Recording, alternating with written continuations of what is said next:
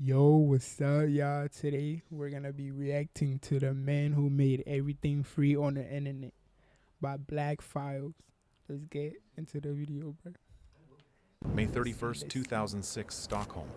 That server hosts the Pirate Bay, a site responsible for bleeding Hollywood studios of $30 billion, Pirate Bay, what the heck is that, crippling bro? music labels, and making a mockery of international copyright law.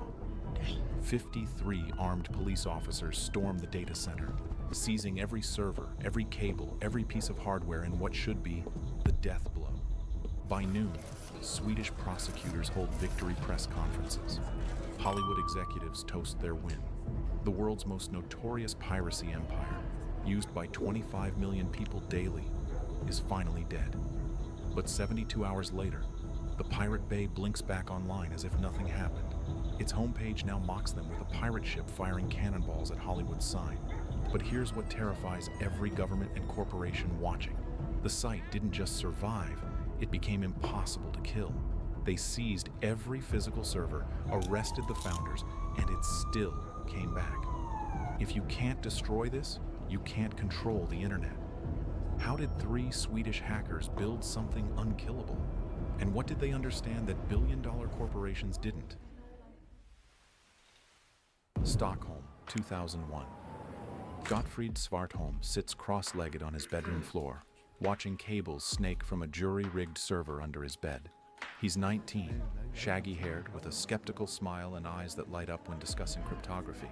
His online handle is Anakata, a name that will become legend and curse.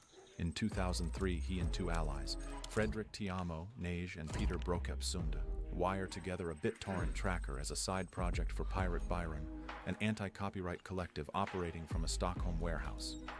Bro, you gotta be a genius to like know how to hack, bro. I always wanted to know how to hack, not like to like you feel me, not like to hack people, but like you know, just wanna know. Their mission is to make file sharing frictionless. No gatekeepers, no apologies, and no tracking logs. Gottfried's home What type of PC is that, bro? server becomes the beating The heart hell? of this experiment. The tracker catches fire faster than any of them predicted. By late 2004, their hobby With Google Play Games, you can play unlocked. Unlock Bro, bigger you screens. serious, bro? Don't care. project has a name, the Pirate Bay, and 40,000 users swapping everything from open source Linux distributions to Hollywood's latest releases.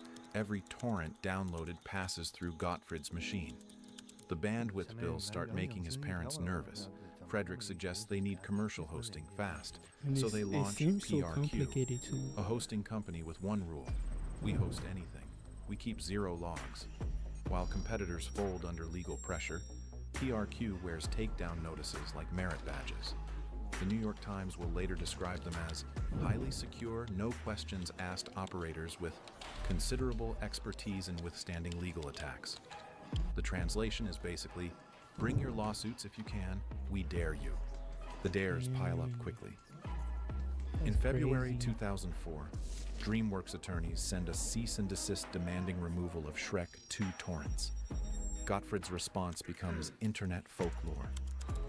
Sweden is not a state in the United States of America. For your information, no Swedish law is being violated. It is the opinion of us and our lawyers that you are morons.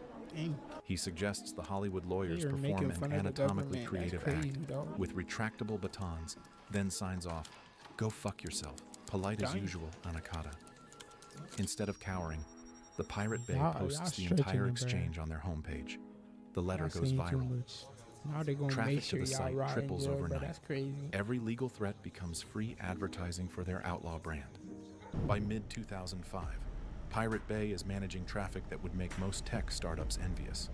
The site runs on code Gottfried writes mostly alone, including a custom tracker called Hypercube that coordinates file sharing across millions of machines simultaneously. At peak, 25 million peers worldwide connect through Pirate Bay's infrastructure, enough traffic to rank among the internet's top 100 sites. The interface stays deliberately bare: a search bar, a pirate ship logo, and an ocean of content. Under that simplicity, Gottfried architects something approaching digital immortality.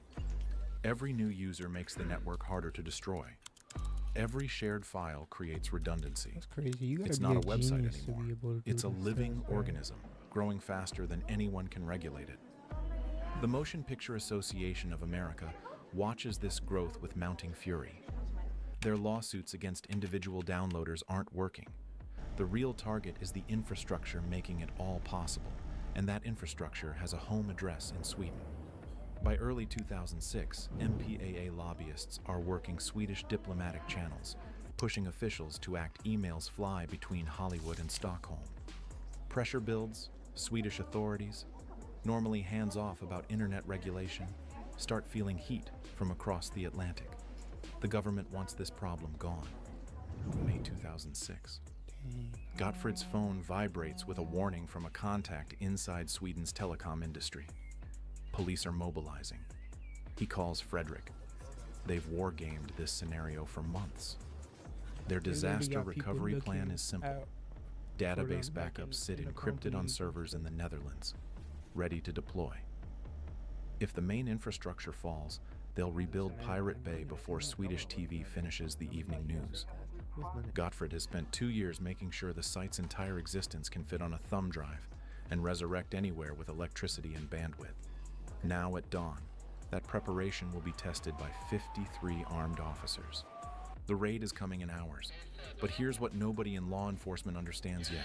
They're about to seize hardware while the data, the only thing that matters, is already halfway to Amsterdam. How long will it take police to realize they've captured an empty fortress? And what will Gottfried do when they come for him personally? May 31st, 2006, 5:47 a.m. The first door goes down in Bredäng, a Stockholm suburb where a bandwidth provider houses Pirate Bay's primary servers. Officers move in synchronized teams. 10 locations hit simultaneously. In the server room, metal racks get unplugged mid-operation. Hard drives slide into evidence bags. Technicians in the building stand frozen, hands raised, as police haul out equipment on wheeled dollies. Gottfrid Svartholm and Fredrik Nye are cuffed and driven to separate interrogation rooms. By 11 a.m., Swedish television is running breaking news. Notorious piracy website shut down. The police spokesperson tells cameras they've dismantled a major criminal operation. Do you know what's in original Tropicana Pure Premium OJ? Only oranges squeezed at the perfect moment. That's it. No added sugar, just lots of delicious. Because delicious OJ is kind of our thing. Tropicana Pure Premium. Stop taking meeting notes and let ClickUp AI Note Taker do I it for wonder you. how It allows you to focus on your meetings, for, like, not hacking. On forums worldwide, panic spreads. In Stockholm, hundreds rally in Mynttorget Square, waving Like, pirate how long they flags go to and jail chanting for "Free the Bay." hacking? It looks like Hollywood scored a clean knockout. The Pirate Bay's URL returns only error messages. MPAA representatives issue statements congratulating Swedish authorities on their decisive action against digital theft. Rights holders calculate lost revenue they believe will now return. But nobody is counting on what happens next. June 2nd, 2006. Just after midnight, whispers circulate. The site is back. Users refresh their browsers. The homepage loads. The pirate ship logo now has a new detail. It's firing cannonballs at a hillside sign labeled Hollywood across the top. A message: the galaxy's most resilient BitTorrent site. In the raid's confusion, Gottfrid's team had executed their contingency plan flawlessly. They migrated the complete database to servers in Amsterdam, rerouted DNS, and brought Bro, what the heck? everything online in 72 hours. The police seized the hardware, but they couldn't touch the community or the code that actually mattered. Peter Sunde, the site's public face, holds a press conference from his Stockholm apartment. Reporters crowd around his laptop. The downtime wasn't fear, he explains, grinning. We were scaling up infrastructure to handle all the new traffic you journalists just sent us. He's not exaggerating. The raid has become the greatest advertising campaign in Pirate Bay history. Traffic explodes, doubling, then tripling pre-raid numbers. The site crashes repeatedly from surge load, not police action. The journalists. Gottfrid and Fredrik worked 20-hour shifts, stabilizing servers Hollywood tried to kill them, and accidentally made them invincible. Behind the scenes, they're hardening the operation for the next assault. Multiple mirror sites go live across Europe and Asia. The code base gets modularized, designed to deploy on any server in any country within hours. They distribute backup copies to trusted admins in 6 nations. When a Swedish journalist asks how they'll survive the next raid, Frederick doesn't hesitate. We have plans in other countries, we're not stupid. The swagger is earned. They're treating law enforcement as just another network problem to root around. Swedish prosecutors, embarrassed, double down. They comb through seized evidence, building a criminal case. Meanwhile, Pirate Bay posts the actual police warrant on their homepage with sarcastic margin notes. LOL. Good luck with that. Try harder. The trolling is relentless. Users send donations. Traffic climbs to 30 million visits daily. What started under Gottfried's bed now runs on infrastructure spanning 3 continents. Dang. The raid meant to whole destroy them continents, has that's transformed Pirate Bay into a global phenomenon. In Los Angeles, New York, and London, executives are livid. If a sovereign nation's police can't keep a piracy site down for even 3 days, what does that mean for control of the internet? Boardrooms fill with lawyers drafting new strategies. Political pressure intensifies. New laws get proposed. The hunters are regrouping, and this time, they're targeting the people, not the servers. A trial is coming that will decide more than just the fate of 3 Swedish hackers. It will test whether the old rules of copyright can survive the age of decentralized networks. The Pirate Bay survived the raid, but now they face something harder to dodge. A courtroom designed to make examples of pirates. Will Gottfried's technical genius translate to a legal defense? And what happens when the establishment decides to imprison the symbol itself? February 16th, 2009, Stockholm District Court. 4 men sit at the defense table. Gottfried Svartholm, pale and smirking. Frederick Nye, arms crossed. Peter Sunde, tweeting in real time. Carl Lundstrom, the older businessman who bankrolled early infrastructure. They dub it the Spectrial, a trial designed to be spectacle. They look less like criminals and more like a band showing up for a gig. The prosecution frames them as criminal masterminds who facilitated millions of copyright violations and earned millions in ad revenue. The defense argues Pirate Bay was perfectly legal under Swedish law, an index, every other not a hacker host. video that I've seen, They never stored copyrighted so hard files. to catch them. Only torrent links outside. Protesters in pirate hats rally. Inside every seat is filled with journalists from 30 countries. The trial swings between technical minutia and philosophical warfare. A prosecutor attempts to explain BitTorrent technology and mangles the details so badly that Gottfried interrupts from the defense table to correct him, drawing laughter from the gallery. Entertainment industry lawyers present charts claiming billions in damages. User letters flood the court describing how Pirate Bay gave them access to culture they couldn't otherwise afford. Documentaries, textbooks, rare films. The judge asks pointed questions about profit motives. The defense points out that ad revenue barely covered hosting costs. Peter Sunde blogs the entire proceeding, turning the trial into a daily serial for his 100,000 followers. April 17th, 2009, Judgment Day. At Wells Fargo, Bro, we get it. why so You started many your ads business to you spend time on the things you love, not Why so banking. many ads? That's why we offer business checking, payments, and lending all in one place. You're good at business, we're good at business banking. Wells Fargo. Oh no, your girlfriend's dad doesn't like his gift. Maybe there's time to get a deal on something else. Wait. Hey, you might just make it to New Year's after all. Courtroom is standing room only. The judge reads the verdict. Guilty on all counts of assisting copyright infringement, each defendant receives 1 year in prison. Collectively, they owe 30 million Swedish kroner, roughly $3.6 million. The judge's tone is stern, clearly intended to send a message to anyone watching. Within minutes, Pirate Bay's homepage updates its logo to a tape-mouthed Mickey Mouse. A silent protest against what they call Disney-backed censorship, Peter Sunde tells reporters the sentence is bicycle locking, meaningless punishment for a victimless crime. Gottfried is notably absent when the verdict is read. That absence is foreshadowing. Appeals begin immediately. Under Swedish law, convictions aren't final until appeals exhaust. Nobody goes to prison yet. In November 2010, the appeals court delivers a mixed ruling. Prison terms get slightly reduced for some defendants, but damages skyrocket to 46 million kroner, over $7 million. It's an impossible sum for 4 guys in their 20s. You can't squeeze blood from a stone, Sunda writes on his blog, pledging that not a single krona will be voluntarily paid. Sweden's Supreme Court refuses to hear further appeals in 2011. The sentences are now final and enforceable. When authorities arrive to collect the defendants, one is missing. Gottfried Svartholm has vanished. Officially, he missed his appeal hearing due to illness. Unofficially, Swedish media reports he's fled to Cambodia. Fredrik Nye relocates to Laos with his wife. Peter Sunda eventually turns himself in after a farewell tour.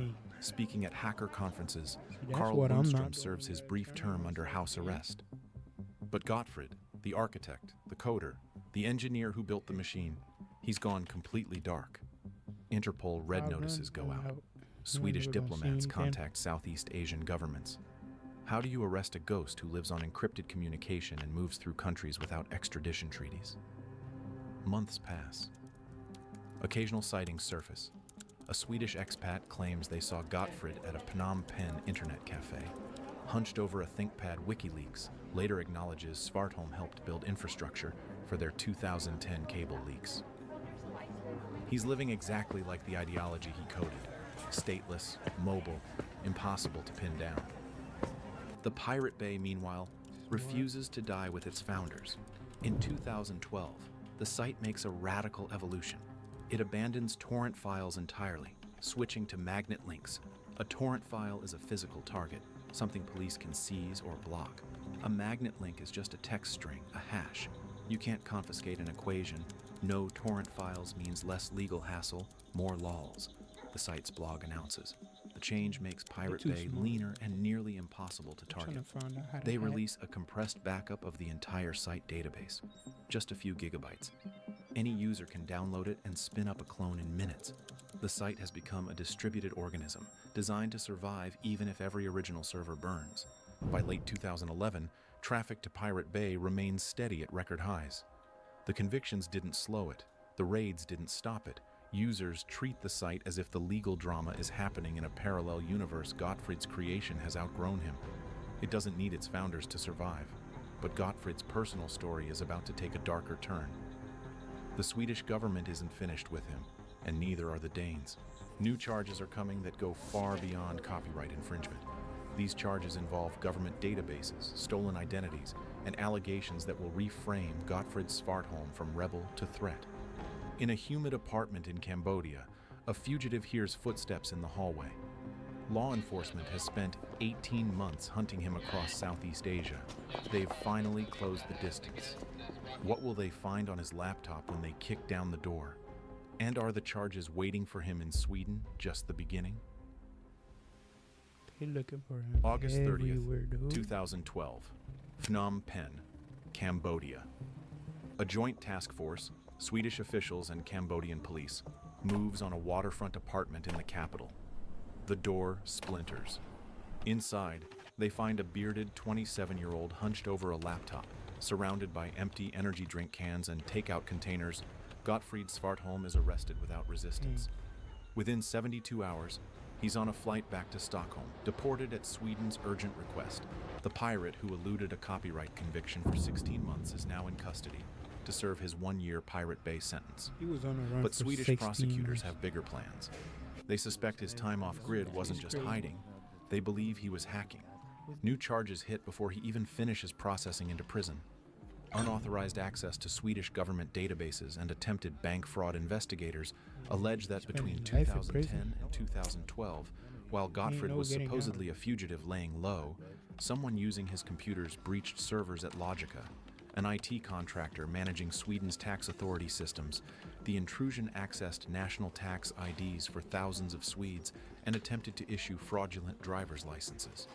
Even more audacious, Evidence suggests an attempt to penetrate Nordea Bank's systems and initiate unauthorized transfers. The narrative shifts. Gottfried isn't just a copyright rebel anymore. He's being framed as a black hat hacker threatening state infrastructure. Gottfried denies everything. His defense is technical and specific. His laptop was compromised by unknown parties who used it as a proxy. "I was a puppet," he tells his lawyer, presenting forensic evidence that malware was found on his machine. Nobody controlled. Someone remote controlled his computer to conduct attacks while he was in Cambodia. It's plausible. Security researchers confirm his system was infected, but prosecutors argue he's sophisticated enough to have staged that infection himself. The trial in 2013 is technical. Creators, take these 3 apps I built to run my business made with Base 44. They're ready for you. Dense and divided. The Swedish court delivers a split verdict, guilty of hacking into Logica systems and accessing confidential government data. Insufficient evidence on the Nordea Bank charges. That count gets dismissed. The sentence is 2 years in prison, later reduced to 1 year on appeal. Dang. Importantly, I the judgment definitely thought it was acknowledges his gonna be computer more than was that. compromised by external actors at certain Only points, 1 year? but the court rules he still bears responsibility for the government data breach. As he begins serving time in a Swedish prison, another country is preparing their own case. Denmark has been investigating a devastating hack of their own. In 2012, someone breached CSC, a major IT contractor managing Danish police databases and social security systems. The intrusion stole personal identification numbers for millions of Danish citizens and accessed sensitive law enforcement records. It's one of the worst cybersecurity breaches in Scandinavian history. Danish investigators traced chat logs and digital fingerprints to a familiar alias, Anakata. In late 2013, as Gottfried finishes his Swedish sentence, Denmark requests extradition. He's immediately transferred to Copenhagen and placed in solitary confinement. The Danish trial in October 2014 is intense and unforgiving. Prosecutors present evidence of a 6-month intrusion into CSC's in one mainframes. country and then But his giving defense him another doubles down sentence on in the another evil country, twin bro. theory. That's crazy. The real person behind those IRC chat handles wasn't Gottfried at all. His co-defendant, a 21-year-old Danish hacker, testifies he met the true Anakata, and it wasn't Svartholm. It's a bold strategy, claiming someone else used Gottfried's alias and equipment to commit the crimes. The jury doesn't buy it. The forensic evidence is overwhelming. Stolen CSC data on his drives, access patterns matching his known equipment, Dude, that would be a chat logs fire using his Warzone distinctive map, phrasing. On October 27, 2014, Fire the Rebirth guilty map. verdict arrived. The sentence is crushing. 3.5 years in prison, the harshest hacking sentence in Danish history at that point. His co-defendant, portrayed as a minor accomplice, receives a lenient sentence and walks free with time served. Gottfried, hearing the verdict, shows no emotion. 3 years of running, 2 trials, and multiple convictions have drained the fight from his face. September 2015. Gottfried walks out of a Danish prison thin and hardened. Denmark attempts to deport him immediately, but Swedish police re-arrest him on the prison steps for a final 1-month sentence. Bureaucratic leftovers from the hacking convictions. They just keep on By December arresting that man. 2015, all debts are paid. He's finally free. His mother meets him at the gates, telling reporters he just wants to sit by a keyboard again after 3 years away from one. Gottfried has lived the complete hacker narrative. Creation, glory, exile, conviction, imprisonment, release. And the Pirate Bay? Still online, still serving torrents from servers hosted in locations authorities can't easily reach, maintained by anonymous admins and true believers. The site has outlived multiple raids, dozens of domain seizures, and the imprisonment of all 3 founders. It's not as dominant as it once was. Streaming services and fragmented file sharing have changed the landscape, but type the URL and you'll find it, or one of countless proxies, still sailing. The Pirate Bay proved a brutal lesson. You can't kill what has no center. So it's But some still people never online, learn. bro. That's crazy. In 2011, a cybersecurity executive named Aaron Barr thought he'd cracked the code. He believed he could unmask Anonymous, another faceless, leaderless movement that had already brought down corporations and governments. Barr was so confident, he announced his plan publicly. He'd expose Anonymous's leadership, prove they weren't untouchable, and sell his intelligence to the FBI. He had names, he had evidence, he had a plan. What he didn't have was any idea what he'd just started. Within 72 hours, Anonymous retaliated in a way that would make the Pirate Bay's raids look gentle. They didn't just hack HB Jerry, they dismantled everything Barr had built, piece by humiliating. Video, y'all. Make sure y'all go ahead and check out Black Files. And make sure y'all leave a like and subscribe. Trying to get 1K subscribers by the end of this year. Let's get it.